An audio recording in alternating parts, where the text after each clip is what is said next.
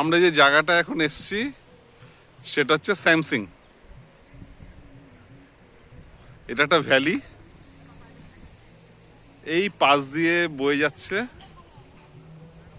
মূর্তি নদী। এখন গরমকাল বলে একদম জল নেই, কিন্তু একদম চারদিকে সুন্দর পাথর, আর তার মধ্যে দিয়ে খুব অল্প জল রয়েছে, বয়ে যাচ্ছে মূর্তি নদী। আর এই দূরে দেখা যাচ্ছে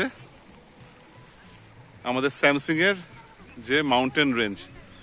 আমরা কিন্তু এই ভ্যালিতে এসেছি এই উপরের থেকে, আমি দেখাচ্ছি এরকমই একটা উপরের জায়গার থেকে কিন্তু আমরা নেমে এসেছি।